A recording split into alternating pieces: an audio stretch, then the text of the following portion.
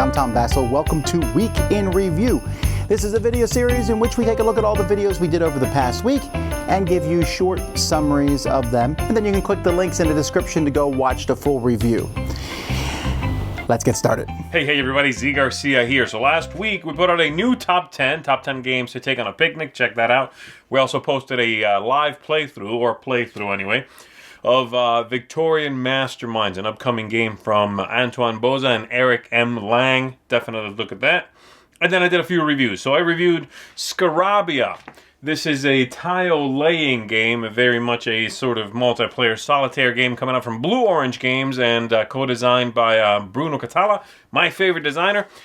This one I rate a 6. This is a game I found to be sort of a little late to the party is the best way I can describe it. It doesn't do anything that felt incredibly new or fresh. You are doing something that I've kind of been doing a lot lately. And on top of that, the components for it are not great. So I reviewed Railroad Inc., both the blue and the red, together. This I rate a 7. This is a roll and write game, but it's one that has quite a bit going on in it. It's deceptively deep, I'll put it that way. It's one that on your turn you will have a decent amount of things to do. So the turns might take a minute or two as opposed to most roll and write games, which are very quick. So if you're looking for a roll and write that has a little more going on in it, this is a good one. Now, it's a little bit fiddly. You do have to be careful about the dry erase boards not smudging and things like that, but it's very well done.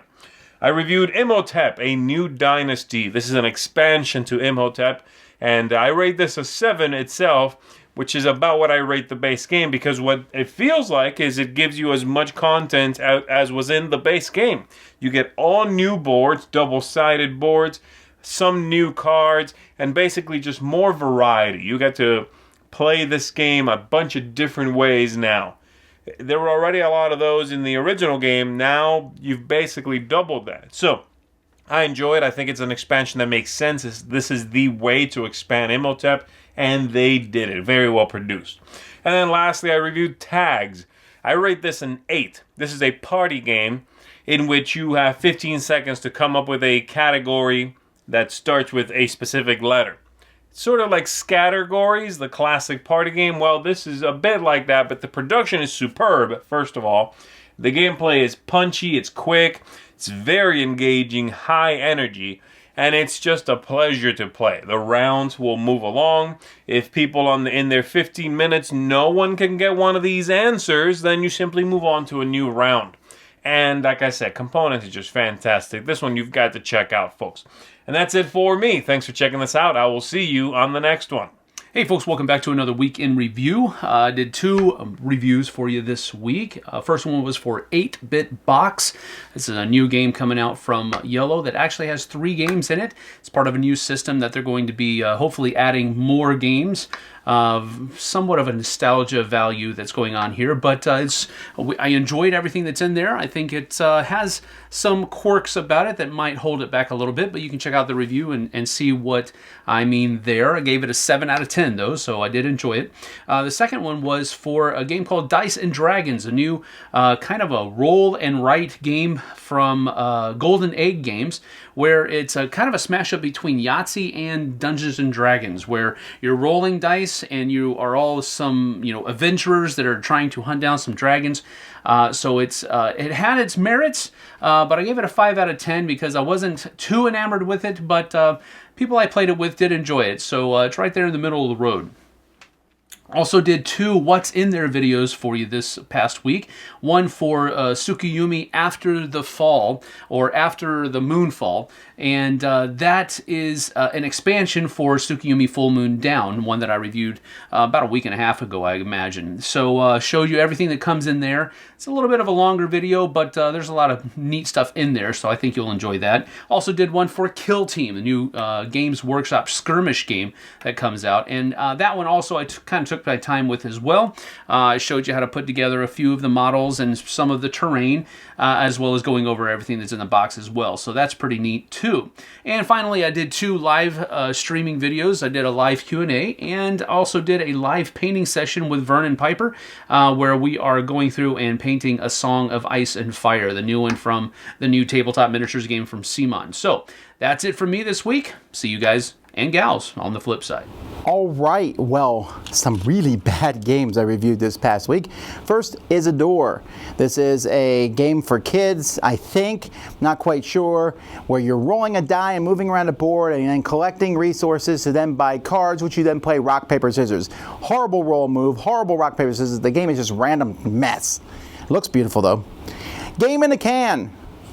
This is one of the worst things I've ever played in my life. I mean, you turn over cards and they tell you what to do. There are games like make a paper airplane contest or make up it's like a bunch of really bad game ideas in a box. Or maybe they're good ideas. They're just not, Don't lose your cool. This has a device that you wear on your head and then other people try to make you lose your cool. Sounds funny, but guess what? The device doesn't work. Dark.net. This is like a Settlers of Catan style game when you roll dice, get resources, and then instead of trading though, they added an economic phase to it, buying and selling cubes. That's okay. The trading thing works better with Catan, but maybe you like the dark theme, the cyberpunk type theme. Mint Delivery. This is the sequel to Mintworks, a worker placement game. This one's a pick up and delivery where you go pick things up and deliver them. It's nice, it's easy going, but there's not a lot of player interaction and it's just, like I said, nice and easy going. I would play it, but it's not memorable. Tower of Madness. This is Cthulhu, Kerplunk, Yahtzee. You're rolling dice, Yahtzee style, trying to get the different numbers, and then pulling Towers of Madness tentacles. You want some marbles to fall, but you don't want other ones to fall. So there's that kind of tenseness there. It also looks pretty cool. Cutthroat Caverns, the 5th expansion, adds some new monsters and just add some more stuff. And also they did a slight graphical overhaul to the monster cards. Founders of Gloomhaven. This is a big, grandiose game. It has nothing to do with Gloomhaven. It is a tile-laying game in which you get points on how you lay these tiles, and you're building this network, and the points kind of cascade down to different businesses, and you have to work. It's a very heady game. There's not a lot of rules to it, but how you play stuff can feel fairly overwhelming. But I liked it. I'm not going to play it often because it makes me really kind of grind in there and think as I look at the board and try to visually spatial out where everything goes. I took a look at the new expansion for Avengers Dice Masters Infinity. This is the first, I think, non-collectible version. It's a set, just getting a bunch of things. I liked it. It went back to the basic adventure, guys. Pantone, a really fun party game where you're just using swaths of color to make pictures and have people guess them. Could have used more people in it. It's very geeky-centric, but I don't mind that, and it was a lot of fun.